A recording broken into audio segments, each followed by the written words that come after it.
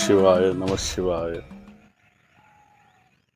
இதுவரைக்கும் நிறைய பதிவுகள் போட்டு உங்களை பதிவுகள் வாயிலாக சந்திப்பதில் மிக்க மகிழ்ச்சியான ஒரு தருணமாக இருக்கிறது. நிறைய பேர்களுடைய சந்தேகங்களும் கேள்விகளும் வருகிறது. ரொம்ப இந்த பதிவுகள் பயனுள்ளதாக இருப்பதாகவே கருதுகிறேன்.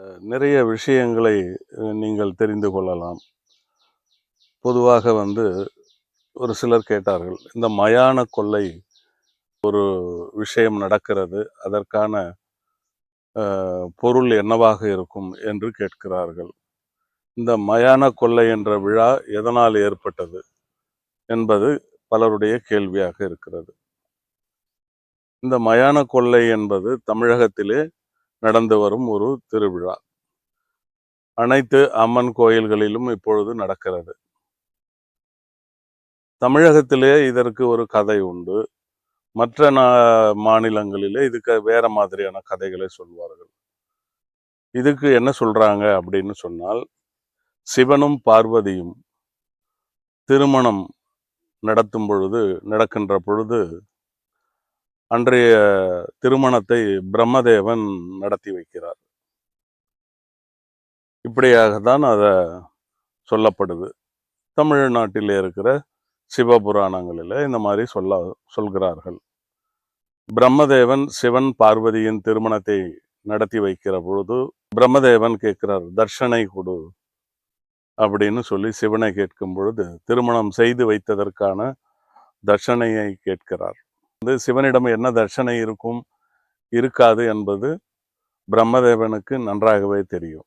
ஏனென்றால் சிவனை பொறுத்தவரைக்கும் அவர் ஒரு ஆண்டி. அதனாலே என்ன செய்கிறார் என்றால், சிவன் ஒவ்வொரு திசையிலும் நின்று கொண்டு சிவனுக்கு அர்ப்பிதம் செய்கிறார். தட்சிணை என்ற பெயரிலே அர்ப்பிதம் செய்கிறார். அரிசி இது எல்லாத்தையும் வைத்து அர்ப்பிதம் செய்கிறார். இப்படியாக 4 திசைகளிலும் இருந்து கொடுத்து வருகிறார். பிரம்மனுக்கு 5 தலைகள், 4 தலைகளுக்காக 4 திசைகளில் இருந்து கொடுத்தார். 5வது திசைக்கு என்ன செய்வது என்று ஒரு நிலை வரும்பொழுது பிரம்மதேவனின் 5வது தலையை கொய்து விடுகிறார். அப்பொழுது பிரம்மதேவனுடைய தலையாகப்பட்டது மண்டையோடு சிவபெருமானின் கைகளிலே ஒட்டி கொள்கிறது. இப்படி ஒட்டி கொண்ட கைகளை வைத்துக்கொண்டு இவர் என்ன வேலை செய்ய முடியும்? அதனாலே அவர் இயலாத ஒரு நிலையிலே யாருக்கும் ஒரு ஆசீர்வாதமும் வழங்க முடியாது. இந்த கைகளிலே அந்த மண்டையோடு ஒட்டி கொண்டது. இந்த மண்டையோடு கையிலே ஒட்டி கொண்டே சுற்றி திரிகிறார். அப்பொழுது பார்வதி அன்னைக்கும் இது இடைஞ்சலாக வருகிறது. அப்பொழுது பார்வதி அன்னை என்ன செய்கிறார் என்றால், இந்த தலை கீழே விழணும். அது தானா விழுந்து அது எரிஞ்சு போகணும். அதனால அவங்க இதற்கான நேரம் காலத்தை பார்த்துட்டு இருக்கிறாங்க. அப்போ சிவபெருமான் எப்பவுமே மயானத்திலேயே இருக்கிறவர். அதாவது பிணங்கள் எரிந்து கொண்டிருக்கும், அங்கே உட்கார்ந்து கொண்டு இவர் தவம் செய்து கொண்டிருப்பார். அப்பொழுது பார்வதி அன்னையானவள் காளியின் அவதாரம் எடுத்து சிவனின் கையில் இருக்கும் அந்த மண்டை ஓட்டையை வெட்டி எடுத்து மண்டை ஓடு மட்டும் தனியாக அது தீயிலே விழுந்து கருகி விடுகிறது. அதற்கு உதாரணமாக பார்வதி அன்னை மண்டையோடுகளை கையில் ஏந்தி அப்பொழுது கோபாவேசத்தோடு இருப்பார். அப்பொழுது பார்வதியை சமாதானம் செய்து சிவபெருமான் இந்த பிரச்சனைகளிலிருந்து விடுபடுவார். இந்த நாள் சிவன் ராத்திரி, அதாவது மாசி மாதத்திலே வருகின்ற சிவன் ராத்திரிக்கு அடுத்த நாள் வரக்கூடிய அமாவாசையில் தான் இது நடக்கும்.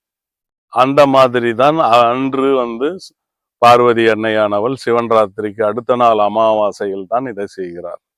ஆக இதை ஒரு நினைவாக வைத்து கொண்டுதான் மயான கொள்ளை அப்படிங்கிற ஒரு திருவிழா மேல்மலையனூர் அங்காள பரமேஸ்வரி கோயிலில் இது வருடா வருடம் நடப்பது வழக்கம். அங்காள பரமேஸ்வரி அப்படிங்கிற மேல்மலையனூர்ல இருக்கிற அந்த பார்வதி தான் அன்று பார்வதியாக தோன்றி அங்கே கோயில் கொண்டாள் என்பது ஐதீகம். அதனால் அந்த அங்காள பரமேஸ்வரிக்கு, மேல்மலையனூரில் உள்ள அங்காள பரமேஸ்வரிக்கு மிகவும் சக்தி வாய்ந்தவள் என்றதால் அங்கே இன்றும் அந்த திருவிழா மிக விமரிசையாக நடைபெறுகிறது. அதை ஒட்டித்தான் மற்ற சக்தி பீடங்களிலும் சக்தி கோயில்களிலும் இது போன்று செய்கிறார்கள். இது தமிழகத்தில் மட்டுமே அதிகமாக நடக்கிறது. மற்ற இடங்களில் இது போன்று இல்லாமல் அவர்கள் வேறு மாதிரியாக செய்கிறார்கள். காரணம், நான் சொன்ன இந்த கதையாகப்பட்டது ஒவ்வொரு இடங்களில் வெவ்வேறு மாதிரியாக சித்தரிக்கப்பட்டிருக்கிறது. ஏனென்றால் பிரம்மனின் தலை கொய்வதற்கும் வேறு கதைகள் சொல்லப்பட்டிருக்கிறது. எப்படி என்றால், பிரம்மதேவன் தியானம் செய்வதாக உட்கார்ந்து கொண்டு, நானே 3 சிவன் விஷ்ணுவை விட பெரியவன் என்ற ஒரு அகங்காரத்திலே மந்திரம் ஜெபித்து கொண்டிருக்கிறார். அந்த சப்தமாகப்பட்டது உலகிலும் இருக்கிற மக்களை மிகவும் தொந்தரவு செய்வதனாலே அந்த சத்தத்தை கேட்க முடியாததால் மக்கள் திரண்டு சிவனிடம் வந்து முறையிடுகிறார்கள். சிவனாலேயும் அந்த சப்தத்தை கேட்க முடியவில்லை. அதனால் கோபம் கொண்டு சிவபெருமான் திரிசூலத்தை அனுப்பி அவருடைய ஒரு தலையை கொன்று வெட்டி எடுத்து விடுகிறார் என்பதாகவும் கதை உண்டு. இப்படி செய்ததனாலதான் பிரம்மனின் மகனாகப்பட்ட தக்ஷன் சிவன் மீது தீராத பகை கொண்டான் என்பது கதை. இதுவும் ஒரு கதையாக இப்படி பல விதங்களாக இந்த மயான கொள்ளை பத்தி நாம எடுத்துக்கொள்ளலாம். பொதுவாக புராணங்களிலே ஒவ்வொரு இடங்களில் ஒவ்வொரு விதமான கதைகள் தான் உலா வரும். ஆனால் எல்லாவற்றிற்கும் பொருள் ஒன்றாகத்தான் இருக்கும். ஆக பிரம்மனின் அகங்காரத்தை கொய்ததாக தான் வரும். அதனாலே தான் இந்த மயான கொள்ளை இன்று வரை நடந்து வருகிறது. இன்னும் இந்த மயான கொள்ளையை பற்றி உங்களுக்கு இன்னும் ஏதேனும் கேள்விகள் இருந்தால் யூடியூபின் வாயிலாக கேட்கலாம். இந்த மயான கொள்ளையிலே இன்னும் சிலருக்கு சில சந்தேகங்கள் இருக்கலாம். அம்மனை களிமண்ணால் பெரிய உருவமாக உருவாக்கி படுக்கிற நிலையிலே படுத்து இருக்கிற மாதிரி செய்து அம்மையினுடைய வயிற்றிலே சில பொருட்களை எல்லாம் போட்டு வைத்து விட்டு அந்த கடைசி விழா முடியும் நேரத்திலே அந்த வயிற்றில் இருக்கக்கூடிய சில என்ன சொல்வோம் அப்படி என்றால் அசைவ உணவுகள் இந்த மாதிரிலாம் ஒவ்வொரு இடத்துல ஒரு மாதிரி போடுவாங்க. ஒரு சிலர் சில பொம்மைகளை போட்டு வச்சிருப்பாங்க. அது எல்லாத்தையும் அம்மன் வயிற்றிலிருந்து எடுத்து வெளியே வீசுற மாதிரியும் சில ஊர்களிலே நடக்கின்றது. இதற்கு சரித்திர சான்றுகள் எதுவும் கிடையாது. அதனால இது குறித்து நாம் விவாதிப்பது வேண்டாம். நம சிவாய. நம சிவாய.